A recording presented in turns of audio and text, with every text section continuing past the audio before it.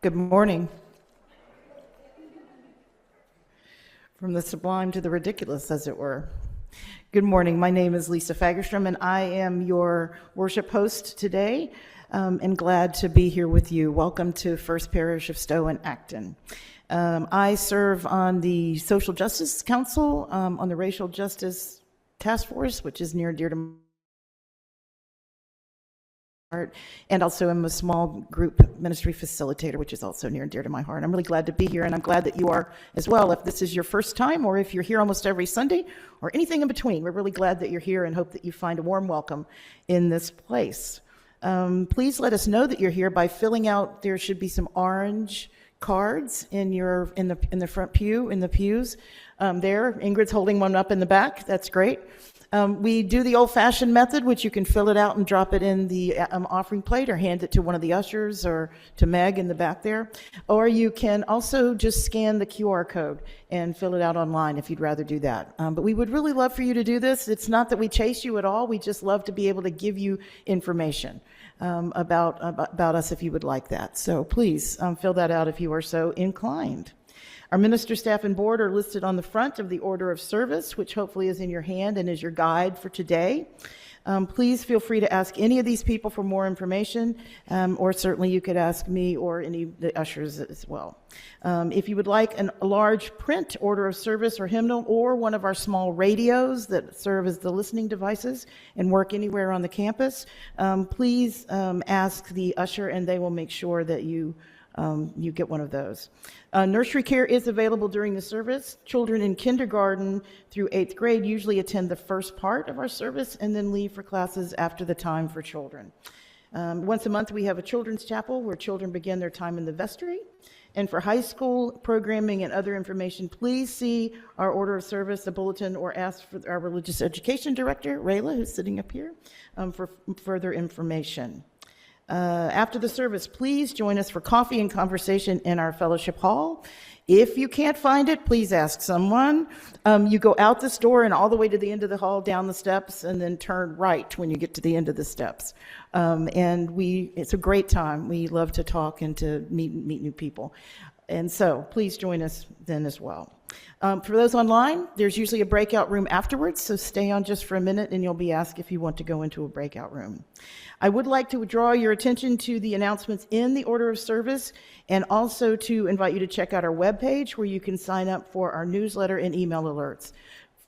First, maybe and foremost, next Sunday is a big Sunday in the life of our church. We're having a special congregational meeting following the service. FPC members, please join us back here in the sanctuary after a brief coffee hour.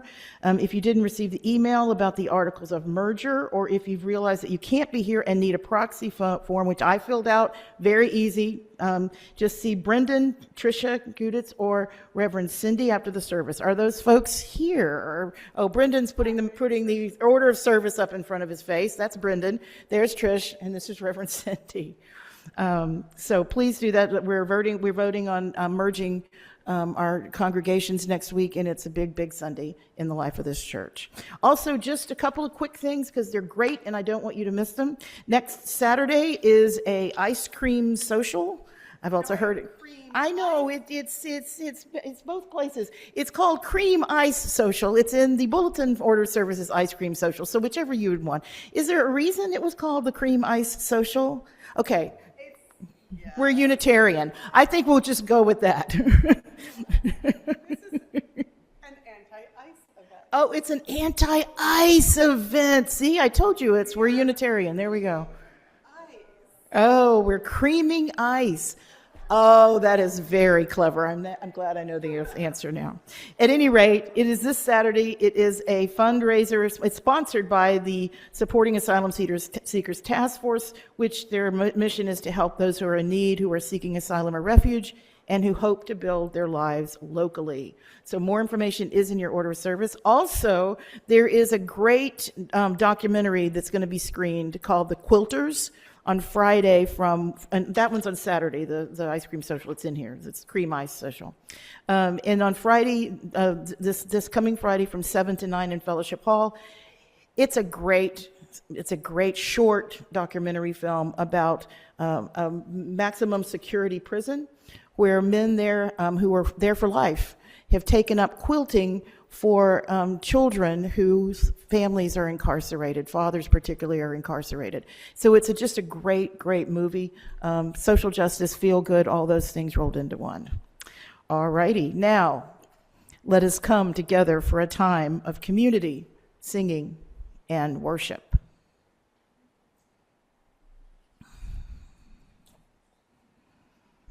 Our opening words are "You Were Never Alone" by Sharon Wylie. It is okay to be tired of change. It is okay to be tired of everything different. Okay to feel weary of resiliency and wholeness and learning and growth. And okay to yearn simply for rest. It's okay to be grouchy and unsatisfied, and all the ordinary human ways of being that we are. Let this morning be a reminder that you are loved. Let our time together soothe what is restless in you. May you be comforted in knowing that whatever you are feeling today and other days, you are not alone. You are never alone. Come, let us worship together.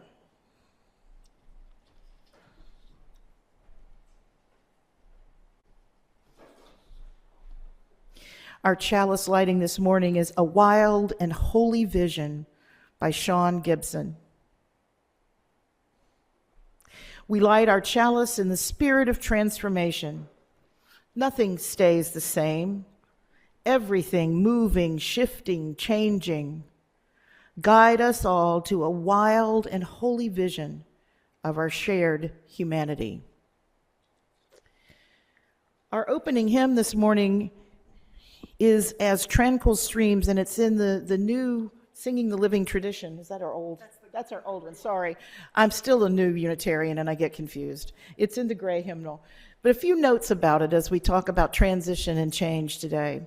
The Reverend Kimberly Debus on her blog about UU Hymns tells us about this hymn. This hymn, "As Tranquil Streams," was written in 1933 for the hymnal that was soon to come out in 1937 that was a joint hymnal of the American Unitarian Association and the Universalist Church of America, Hymns of the Spirit. Reverend Debus writes, "It was intentionally written to celebrate the growing relationship between the two denominations who were finding it useful to work together. As the final votes were cast and a new Unitarian Universalist Association was formed, the assembled sang this very singable hymn together. Let us rise in body and spirit as we sing as Tranquil Streams, number 145.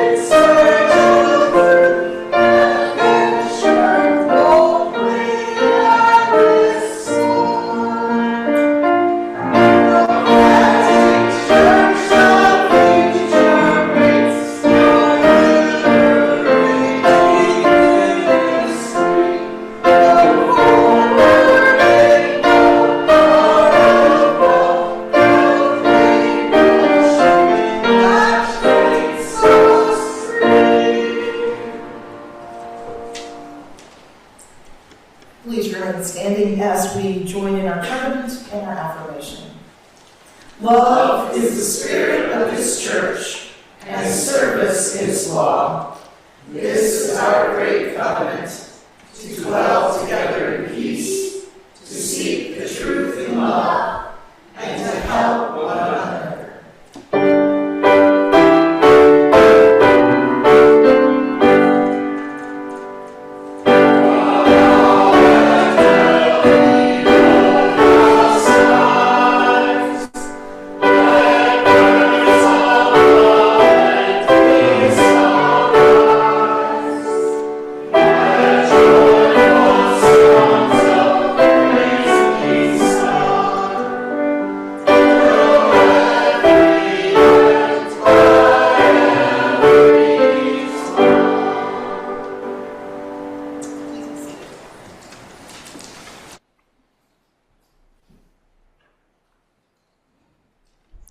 This is a part of our service every week, and a really important piece is we open ourselves to acknowledge that we live in the present, we are living into the future, but we also have a past, our land acknowledgement.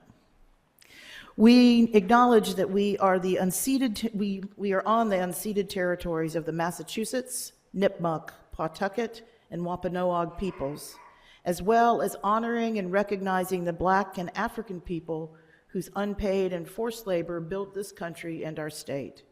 We celebrate and work in solidarity with Black, Indigenous, and people of color organizations leading the movement for our collective liberation in line with our UU values. And now, as the people of this covenant and the people of this church and visitors and all, please rise and move around a little bit and greet your neighbor. Oh, please, the children, come forward for the time of the children at the same time.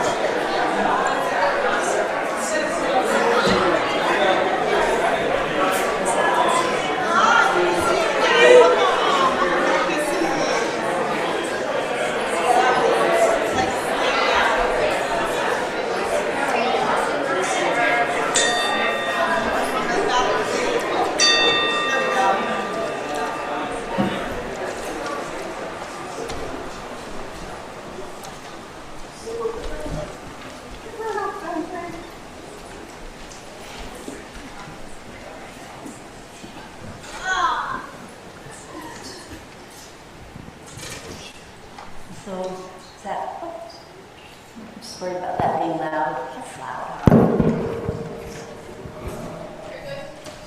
Yeah, Yeah, it's okay? we're getting feedbacks. Oh, no. Yeah. Ta-da! No, I'm still doing it. Yeah, it's weird.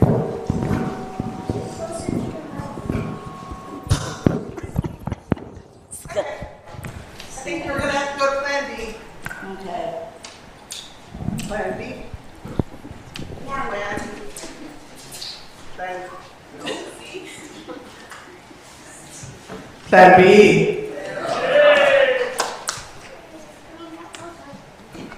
I was trying something different. Oh well.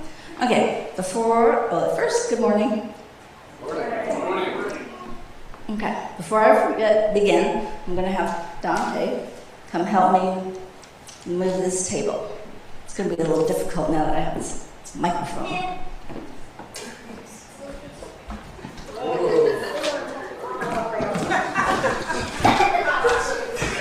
Okay. Pause. Wait. That didn't go so well with me.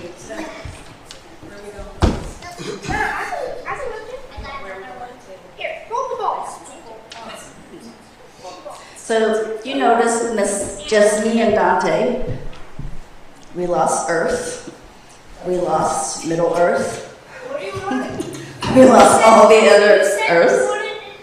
I know, we want to move it. We're going to move it. But now we need some help, right? Miriam, can you come put Earth back?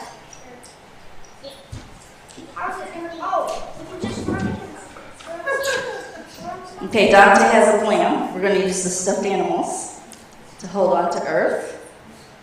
Miriam, you can stay up here and hold Earth. Oh, more Earth. Good. Tyler, do you want to come hold our Jenga pieces as we move our table? And you hold Earth. Over here.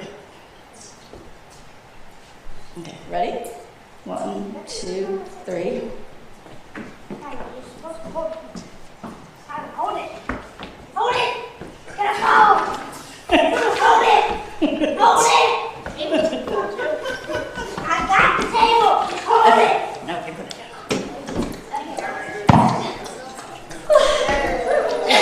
If you hold it, Tyler.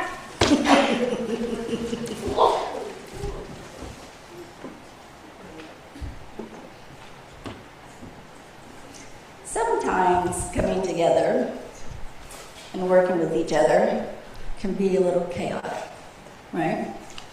But sometimes we still get our job done, right? So I know that a lot of us don't know what's going to happen in R8 when we have new kids joining us, new teachers joining us, right? It might look a little different.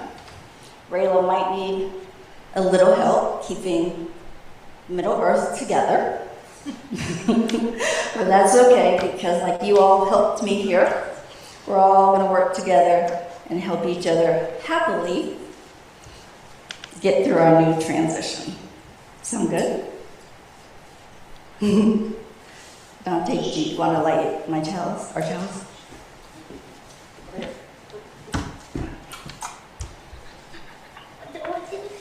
I'm not two. I'm not two. I can use a lighter. It's just boring.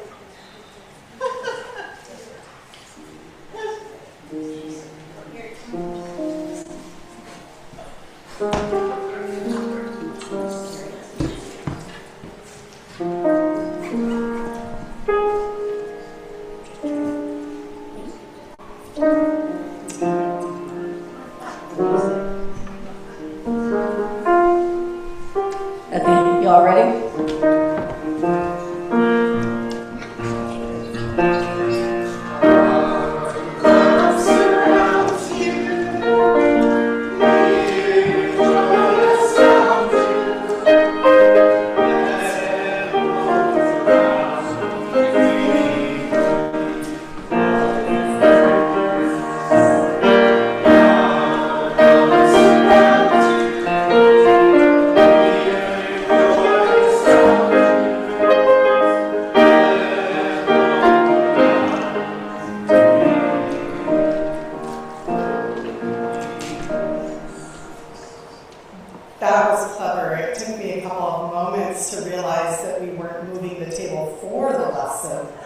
that moving the table was the lesson. In case you like me took a few minutes to catch up, I probably just make that clear.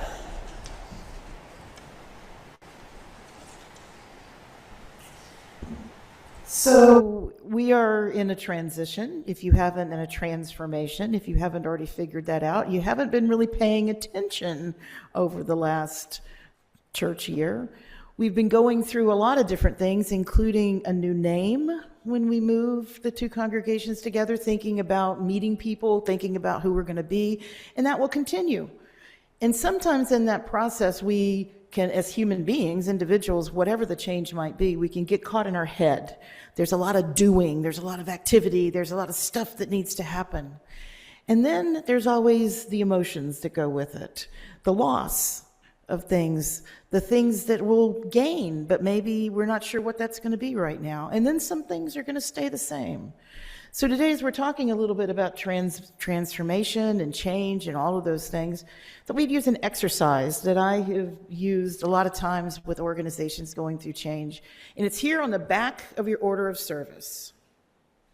Now, this is incredibly voluntary. Nobody's going to share anything with anybody unless you want to. We're not going to break you into small groups and have you spill your insides in the middle of the church service. We're not doing that.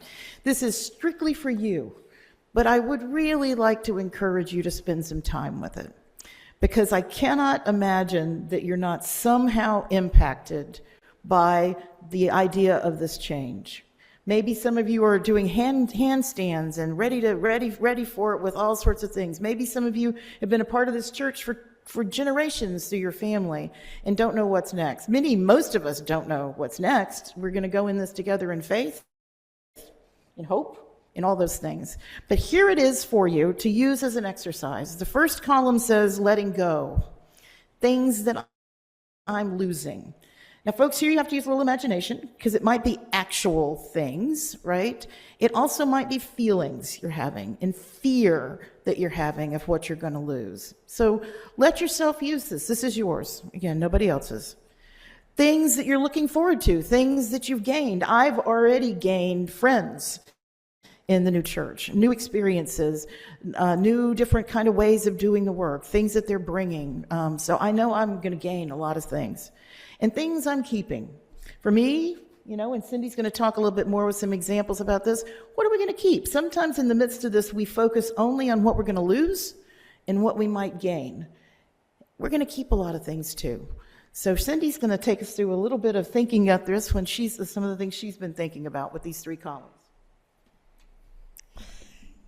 Yeah, so I thought we're so focused on our merger right now. Why don't I look back 50 some years to the merger of the UUA in 1961.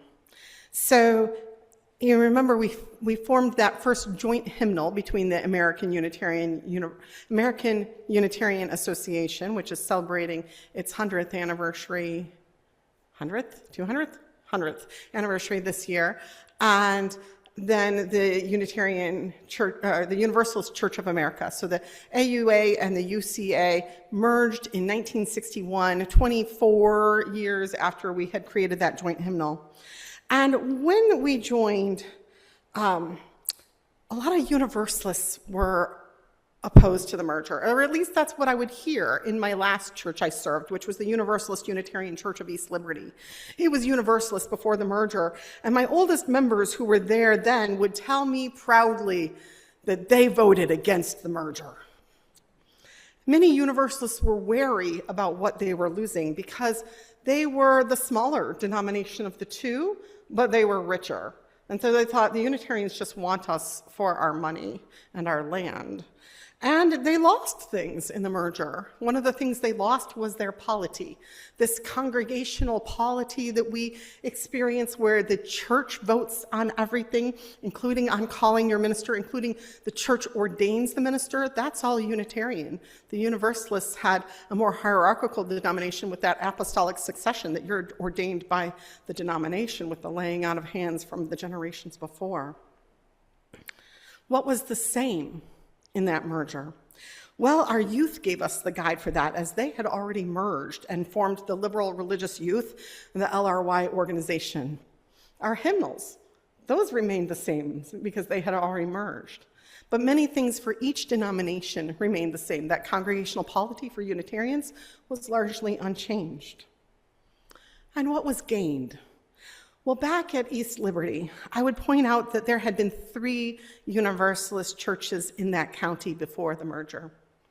1 joined the UUA, and 2 did not approve of the merger, and they went it alone. 50 years later, 1 church remained, the one that was strengthened by the denominational support that supports churches in so many ways. Because we merged in 1961, and because that church did merge with the denomination, it survived where others did not. And that is a gain to this day.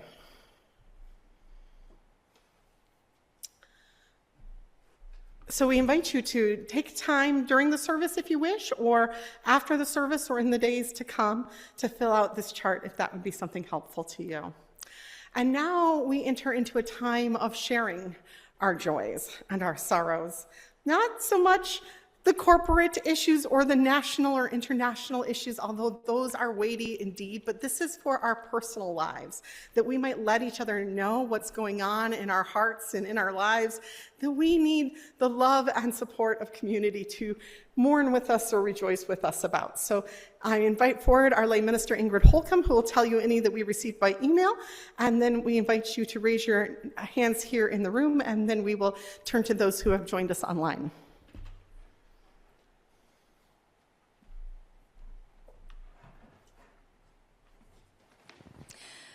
Good morning. I'm Ingrid Holcomb.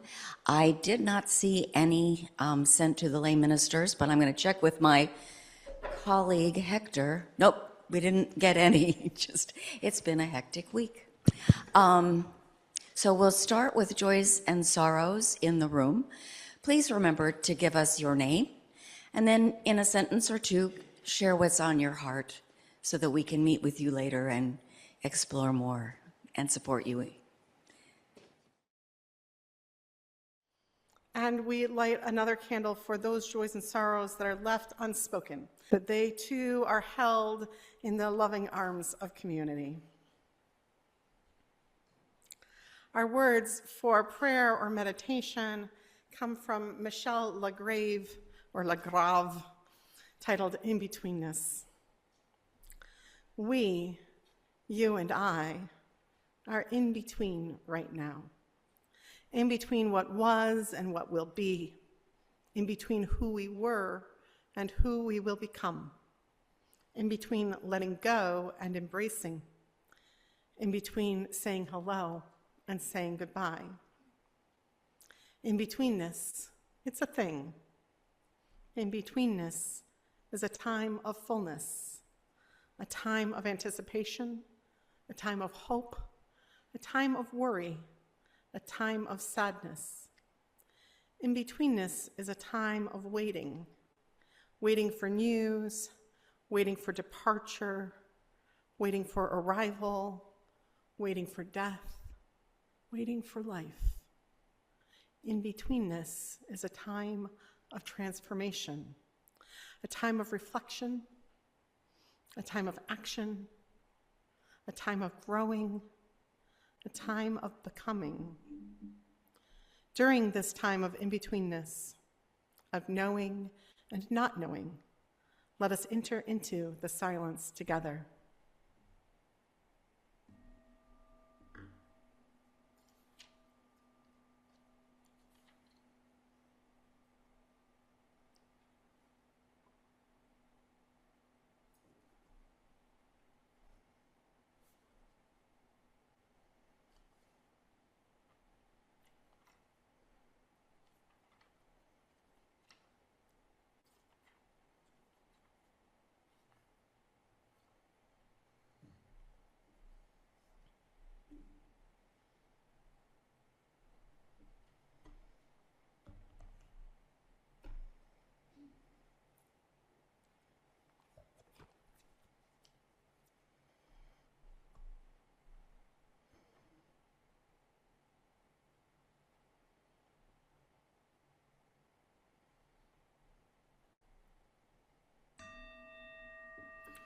Blessed be.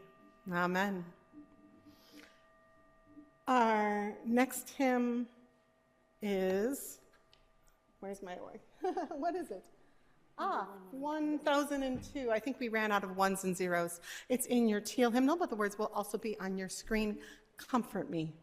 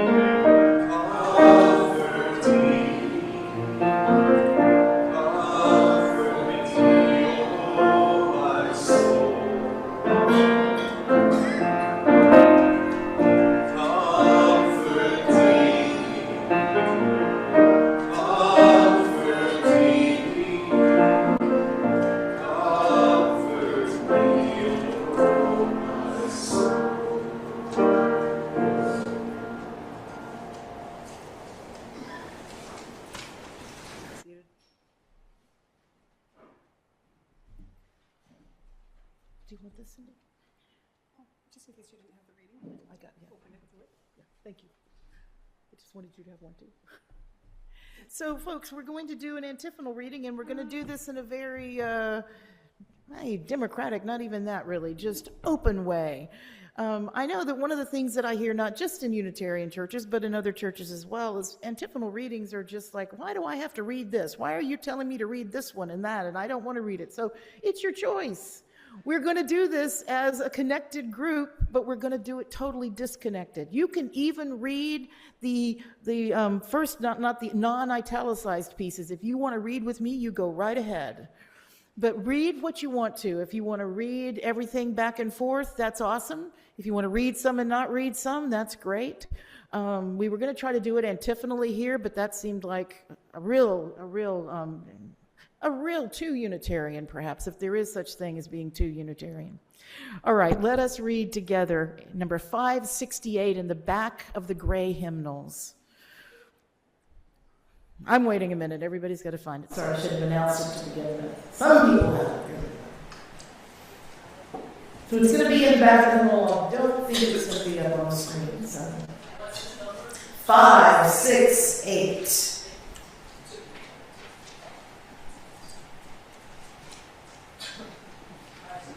I will start off, and then we can just read back and forth, and we'll let it flow as it's going to flow. Are we ready to go? All right. Connections are made slowly. The Seven of Pentacles by Marge Piercy. Connections are made slowly. Sometimes they grow underground. You cannot tell always by looking what is happening. More than half a tree is spread out in the soil under your feet.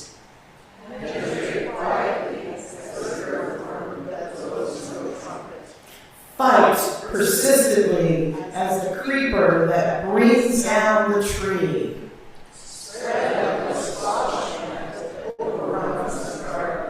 Gnaw in the dark and use the sun to make sugar.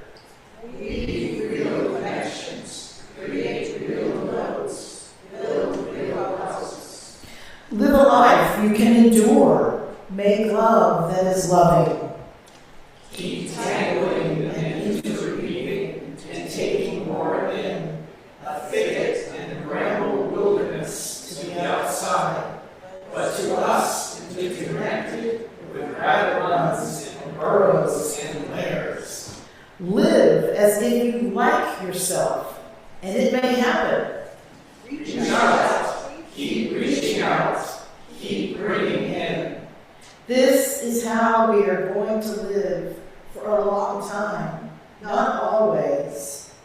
For every gardener knows that after the digging, after the planting, after the long season of tending and growth, the harvest comes.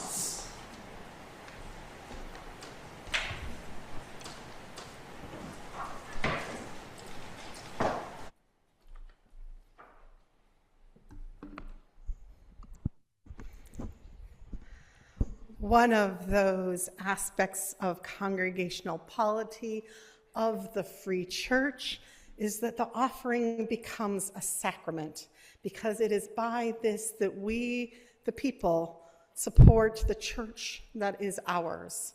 By our own choice, by our own free will. There's no demanded amount to tithe, and there's no percentage that goes to the denomination except what we declare that we shall send. They have their recommendations, of course, but the majority of our work stays here locally to support ourselves, but here at FPC, not just ourselves, also the agencies in the larger community that we have decided to work with and partner with in many ways, one of which is financial. This month, our plate is shared with RIA House Ready Inspire Act, which is an organization that works to end human trafficking. And I invite you to give generously. Thank you.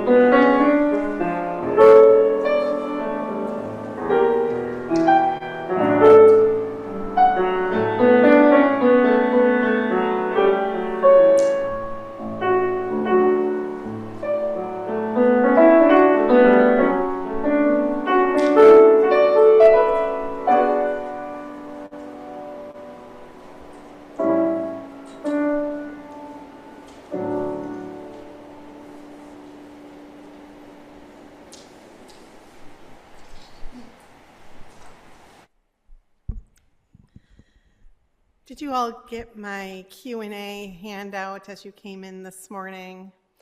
On Friday, I asked you, all of you who are on FPC Announce, if you had any questions about the merger, and it turns out not most of you.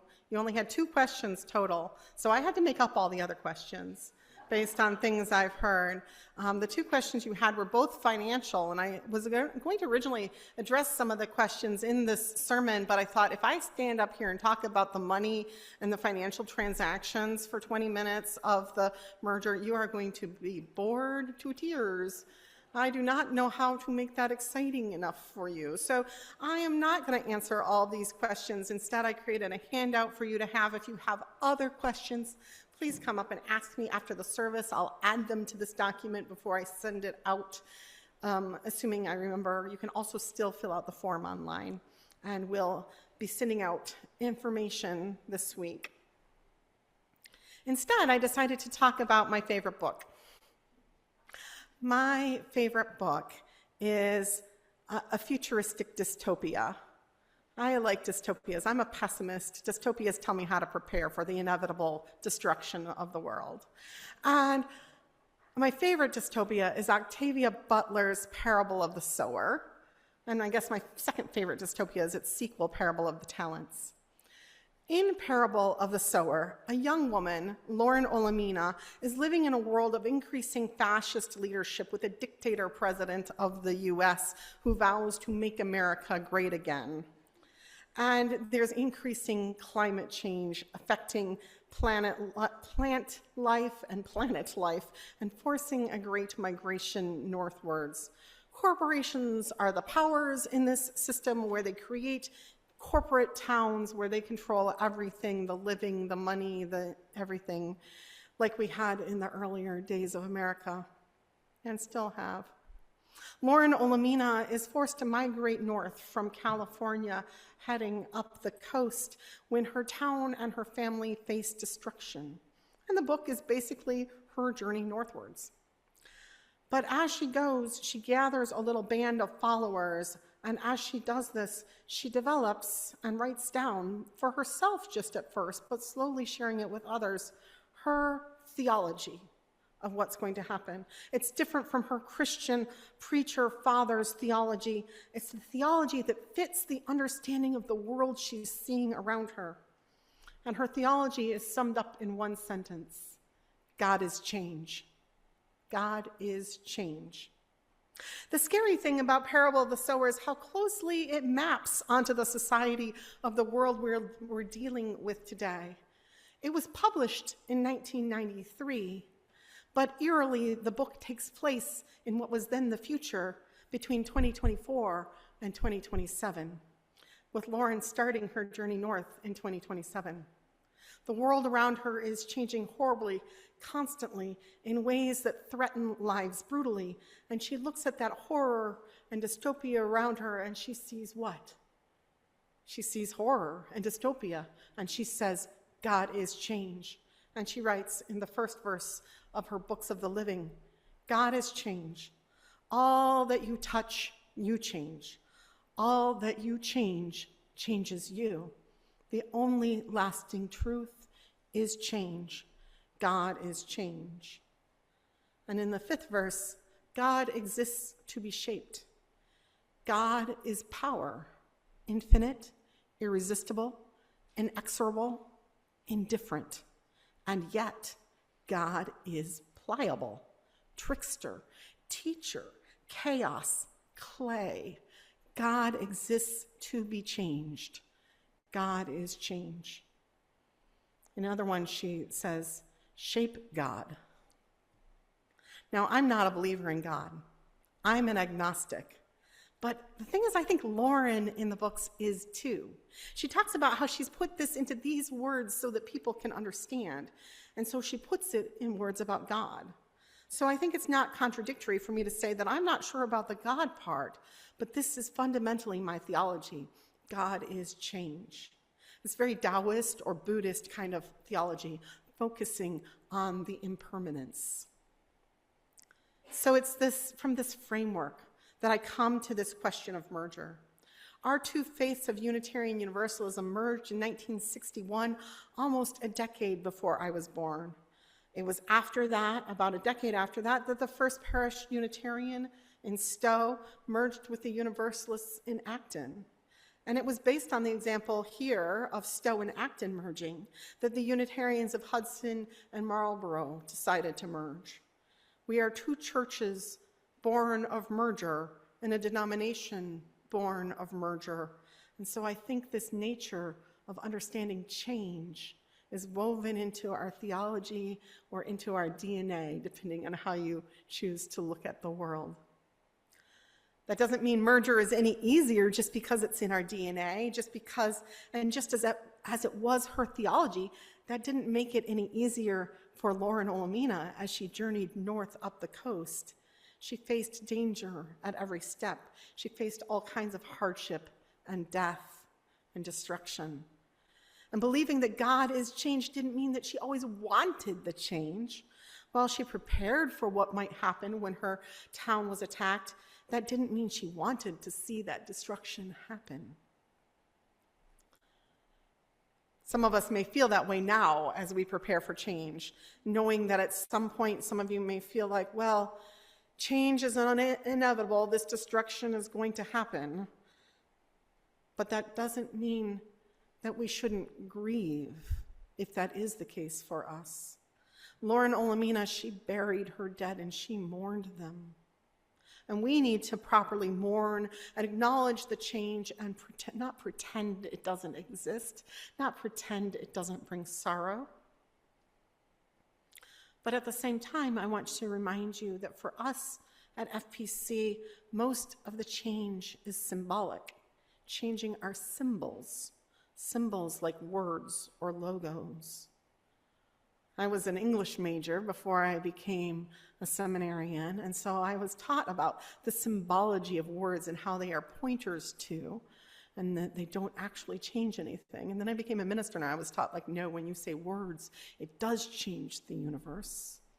So I'm not saying that words and symbols are not meaningful, but they really are largely pointing towards something. The name of this church isn't what this church is. It points to the building, the community, the theology, the values, the justice work, and all the things that we are. It's not who we are. It's pointing to who we are. Same thing for our logo, or the flaming chalice as a symbol. It's not who we are. It's pointing to the truths that underline it, the values, the community, the covenant. And this thing that these things point to, it changes every day. The community that is here gathered today is not the community that gathered last week or the week before it, and it won't be the same as the community that gathers next week. Every day, people come and go. In the process of cleaning up our rolls for this merger, we've had a handful of people that told us that they don't consider themselves merger members anymore. And it's not because we asked them. That was already the case. People come and go. But most of what our symbols point to will be the same. If the name of a church is the name of a building, that building is this one. That building is here. If it's the name of a community, that community is you, plus a few more, and minus those who move. I'm still in denial about that. Not moving. So this is not to minimize grief and the struggle of change, but to say that we honor it, and we will be honoring it. And there is no shame in tears or mourning, no shame in struggling with loss and change. And I joke that I have the 10 commandments of merger, and they are really 2. Number 1, thou shalt not shame one another for the mistakes or the non-mistakes made in naming who we are. And number 2, see number 1.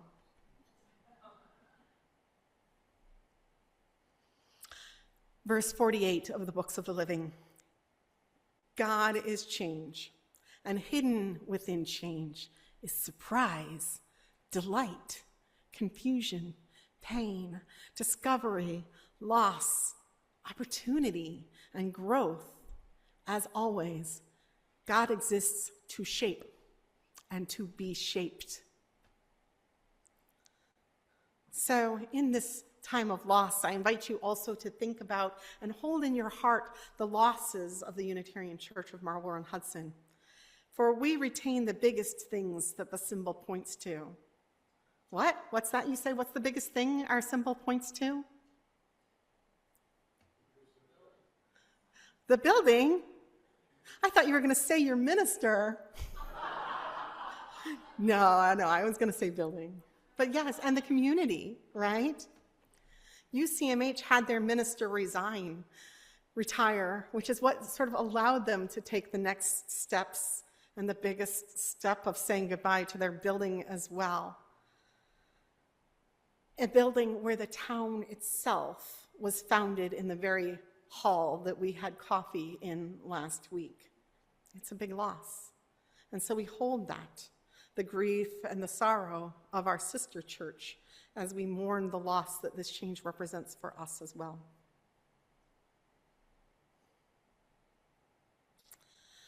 But while we acknowledge that loss is part of change, we also need to hold on to the idea that merger is not erasure. Our history, our community, our gifts, our fabulous music and art and culture that we all bring, this remains. Merger is not erasure. It is transformation. It is not a death, but it is a birthing into something new. Verse 50, partnership. Partnership is giving, taking, learning, teaching, offering the greatest possible benefit while doing the least possible harm. Partnership is mutualistic symbiosis. Partnership is life. Any entity, any process that cannot or should not be resisted or avoided must somehow be partnered. Partner one another. Partner diverse communities. Partner life. Partner any world that is your home. Partner God. Only in partnership can we thrive, grow, change. Only in partnership can we live. So a merger asks something sacred of us, should we choose to accept it. It asks us to live into the nature of covenant. Because covenant, we call it covenant because it is something more than law, more than scripture or history. It's fundamentally about relationship. So this merger is asking us to believe that we can be something that is about more than one building and one community and another building and another community. It's asking us to live into the openness and the beauty of relationship, of that deepening and broadening our sense of who our own community can be, of what we can mean when we say the word we. The merger is calling on us to believe that who we are is something that, as our opening hymn says, reveres the past, but trusts the dawning future more. That we can be something that, as the front of our hymnals say, is a living tradition. Tradition, but living, not frozen in time. That's who we are as a very faith. That's the core essence of Unitarian Universalism, that we are a living tradition where nothing is frozen. I've quoted before how Universalist Louis Fisher, when asked what Universalists stood for, said, what they stand for, said, "We don't stand, we move." This is deeply Unitarian and deeply Universalist. We are a tradition born of mergers. Universalists and Unitarians, once separate, came together not because it was easy, not because it was not scary, and not because there wasn't loss, but because it was deeply covenantal and we were stronger together, because they believed that together they could live their values more fully than they could apart. And so now that same question comes to us. What could we become together that we cannot become alone? Lauren Olamina had a vision for the future. Her vision is that we are earth seed, that the destiny of earth seed is to take root among the stars. She believes we need to leave this dying planet and go into space. And the point isn't that we need to take earth seed that literally. The point is that holding that vision of something amazing and even unbelievable that we might ever achieve, it gave her people purpose. We are asking to cast ourselves towards something that may be more about imagination than known outcomes. We are leaning into a spirit of transformation, the spirit of change. If what we seek is transformation, to more fully embody love, justice, community, then merging becomes something else entirely. It becomes a spiritual practice, a practice of letting go, a practice of listening, a practice of building trust across difference, a practice of co-creation of something new.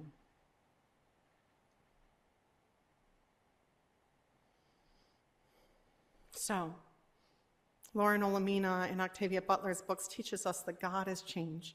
Change is inevitable. It's not just that change is coming. Change is here. Change is always. So our choice isn't, do we change or do we not? Our choice is, our fundamental choice in this and every moment is, how do we shape the change? Do we choose to shape God? Do we guide ourselves to what we see as our destiny, whether that's a merger of churches or to take root among the stars? So as you go into our vote next week, I invite you to think not about compromise, but about creation. What are you wanting to have created out of this time of change? I envision a place where our traditions and our history are deeply honored and never shamed, thou shalt not shame. But as the hymn said, we trust the dawning future more. And that's where I trust you. When we lean into growth, into community, into diversity, when our deep roots in this place are not uprooted, but allow us to have new leaves as our branches reach further and our shelter reaches wider. I imagine a future when we look back at this time, and whatever comes, and say of this change, we chose this, we shaped this, and we became this together. May it be so. Our closing hymn is number 118, just 18. What Wondrous Love. Please rise in body or in spirit. Oh,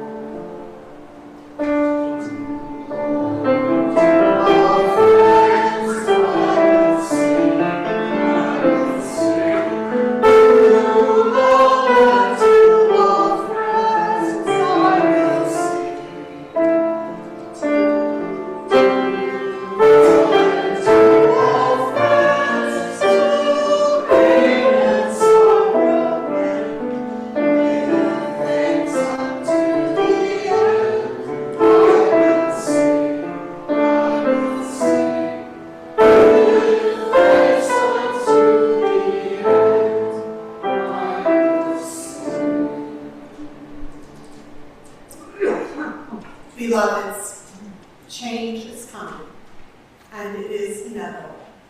Our choice is not whether or not to choose change. Our choice, as Octavia Butler taught, is to shape change. But our faith gives us the tools to shape change. We have the power to root it in community, to bend it towards justice, to guide it with love. May it be so.